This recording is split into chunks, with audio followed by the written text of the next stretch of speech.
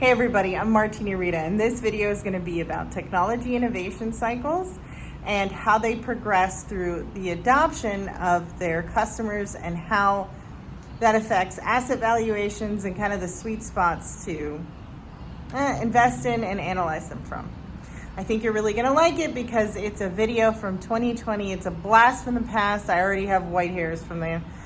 So you can see how COVID affected me.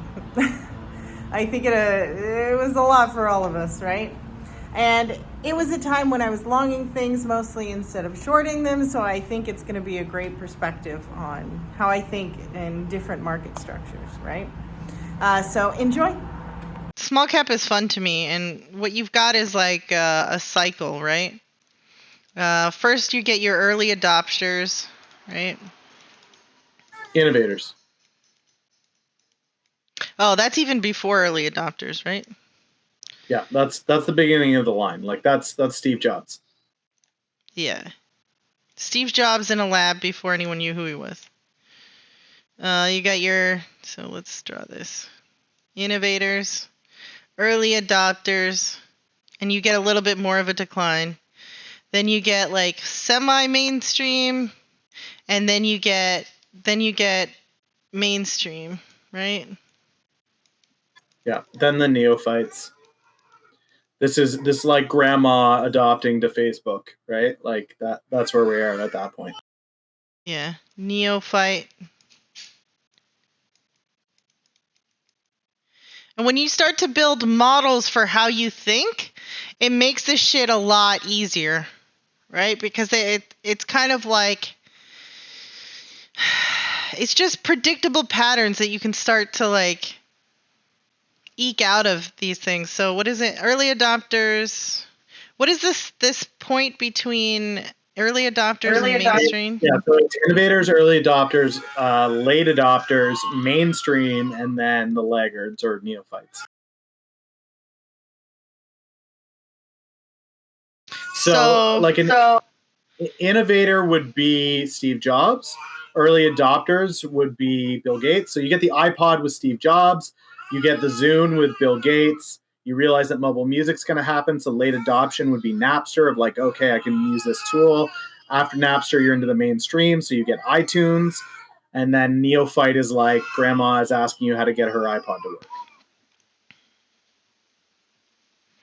Yeah, so different things that I would put in these different categories would be innovator is still like the coin industry, right? That's in fucking innovator right now. Yep, that is definitely in Bitcoin. And I'd say it's approaching early adopters, but we're not quite there yet.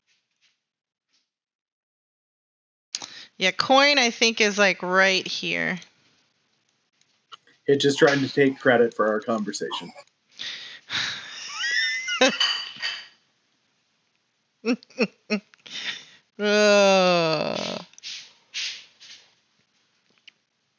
there's so much tech out there that what makes you choose, ultimately it's a gamble. Yeah. I mean, trading is a bet, right? The thing is, do you have an edge, right? And this is, for me, this is my edge, is I start to put it into different sections. My sweet spot is like right here. This is where I get into shit. Right between early adopters and late adopters. And then my circle would actually be the step earlier, the innovator to early adopter. So when the thing is still worth $1, that's when I'm there. You're in fucking this area. Fuck that. You're like over here. Maybe. I don't know I'm that far ahead because I'm not, like, I think that circle that you drew is angel investment. That's before it's even a publicly traded company. Yeah, Hitch Millennials on the mic. So you know how much time it takes to go from innovation to become an early adopter? I think that's a great question. And the answer is no. And one of the big reasons for that is crisis drives innovation forward by leaps. So without COVID, how long does it take for Beyond Meat to become a staple? It takes it 10 years. 10 years, yeah. But because we have a meat shortage due to COVID, it's now less than 5 years, right? It's a huge jump ahead. And I actually think that this distance of time it's actually decreasing as time goes on, right? I don't know. I need to go searching for this, but like I think it's just like Moore's law for semiconductors. I think there's some kind of shit happening with innovation. It's happening quicker than I ever saw it before. Like I feel like it's accelerating. But yeah, I think COVID is going to turn this. I really think COVID is going to turn this from a 1 to 10 year process. I think it's going to be 1 to 5 years. I think literally you've got to cut this shit in half. Yeah, I think it's a giant acceleration event. Okay, so can we talk about the industries and where, I don't know, is it possible to talk about where people are in this cycle without talking about different names? Yeah. I mean, we can just ballpark the names because we're not going to talk about positions, right? In generalization, we think that these are going to be these guys within this industry. So pick whatever industry you want. We can do it. We can throw out names that fit into these segments. Okay. So typically I invest in early adopters to late adopters. That's usually where I am. So I think, so we can't talk about names? Like I think Twitch is right here, right now, right? I think Twitch is a great example of an early adopter to late adoption. Or no? What do you think?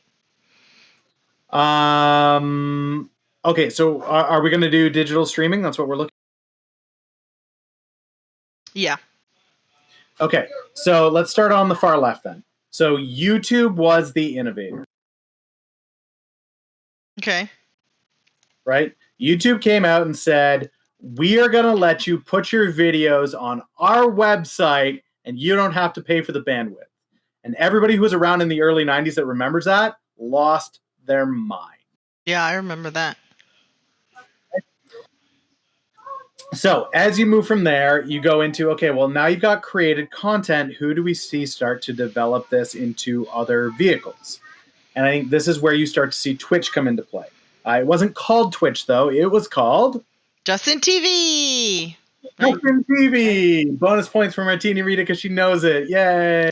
So Justin TV was an early adopter that went, okay, YouTube is kind of cool, but what if we made it everybody in their homes has a channel? Let's do that instead. Let's make it so that you're not a YouTube creator, but everybody has a camera in their home and goes live. And we'll call it Justin TV. So they're an early adopter that took off of the YouTube MySpace kind of movement and went, okay, we are an early adopter. Okay. Viper Scout, I think the best way for us to explain it is to actually go through this layout.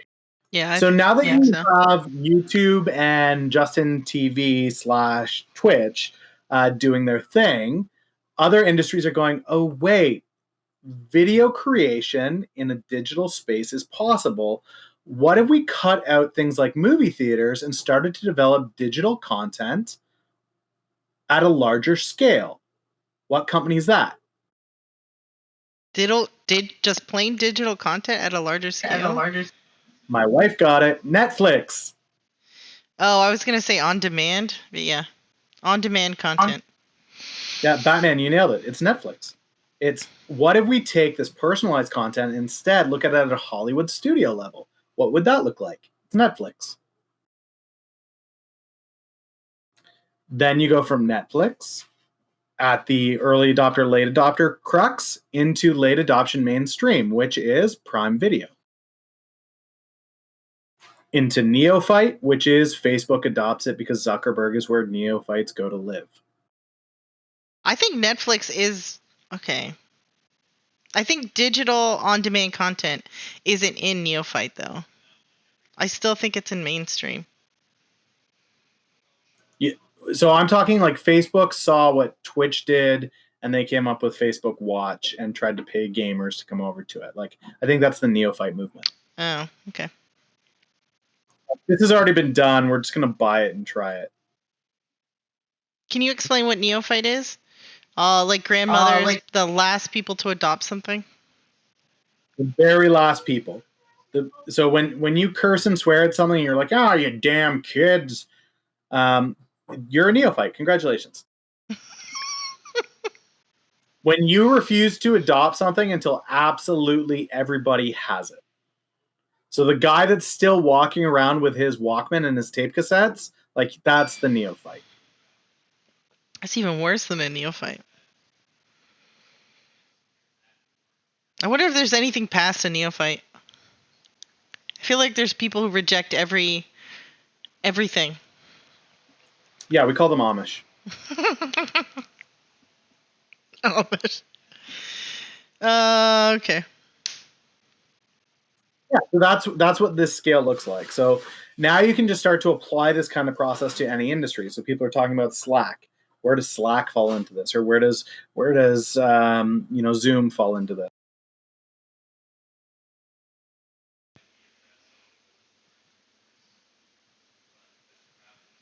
I hate Teams.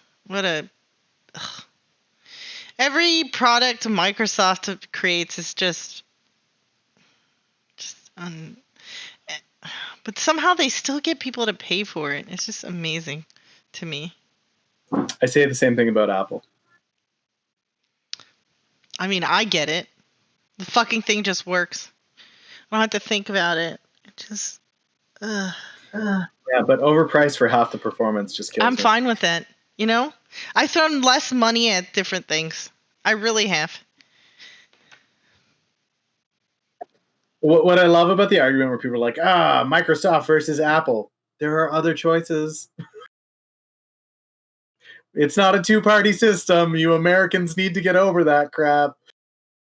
I will never get over it. America. When you've got a choice between McDonald's and Burger King, the answer is clearly In-N-Out. Oh, that's so good. Or if you're in Texas, fuck, what is it called? Whataburger. Oh yeah, Whataburger's good eats. They make this patty, this patty melt. Don't you dare, millennial. Okay, so let's talk about it in terms of a different industry. What's another industry that would be good to think about? So biopharmaceutical is what everybody's talking about, right? I don't know anything about it. Okay, let's get something you know.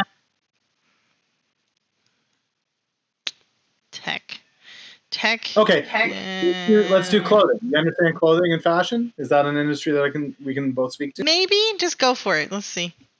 Okay, so innovator, you go back to, so here's another book. I'm going to give you guys books because I like to read books. Go get the book Shoe Dog. Shoe Dog. Or are we going to talk about Steve Madden? Okay, so Shoe Dog is the story of Nike. Nike is the innovator. Nike showed up and said, shoes are not just shoes. Shoes are something, they're symbolic of something greater. They're symbolic of a culture and an ideal. And everybody that saw Nike in its infancy went, you are insane. You are a nutter. Get out of here with this nonsense. Shoes are just shoes. People buy them to wear them. It doesn't matter what's on them. And Nike went, oh yeah? I'm going to make Air Jordans. Let's see what you have to say about that. Mm-hmm. Okay, so Nike's the innovator. Everyone went, holy crap, people are paying $100 for a pair of shoes that they were paying $30 for before. So who are the early adopters that fall on the coat heel? Direct competition. No, Under Armour's much later down the road. Much later? Late adoption? So yeah, they would be late adoption. Okay. Even into mainstream, maybe, even with Under Armour. I think FUBU comes before Under Armour. Adidas would be the early adopter. So you have Nike as the innovator, Adidas as the early adopter, FUBU as the late adopter, Under Armour as the mainstream. Where would Reebok and K-Swiss come in? K-Swiss would be either Under Armour or Neophyte.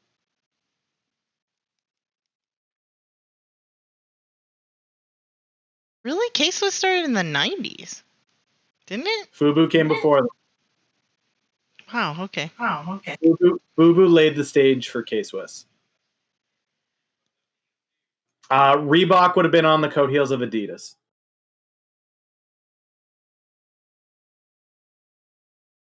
What about Reebok? Hitch said Reebok. Yeah, Reebok would have been on the coat heels of Adidas. Where did I put Nike was the first, Oh, and then Reebok. Adidas was like, watch me make money the same way Nike is. I'm going to do the same thing. And then Reebok was like, well, there's room for one more. Yeah. Puma's European. I don't recognize them as an entity. I don't recognize him. How elitist of you. Champion? That shit's like Neophyte. That was a long time ago. I mean, that's a really recent. This is a fun game. I like this. Hey, Nart. I know, I suck at art. Skechers? I don't remember when that was. I feel like Skechers was the 90s. Late adoption? Late adoption, yeah. Yay, I Skechers get one would have right. been. So again, what you need, so you have to take this chain that we're building of adoption into account alongside Laszlo's hierarchy, right? So you don't play an industry out on this chain until you know that you're on that stage of the hierarchy. So we're talking about sneakers right now. That doesn't fall into one or two, right? Like this is not, people are not looking to how they can afford their next pair of Air Jordans when they're worried about dying from COVID. Right.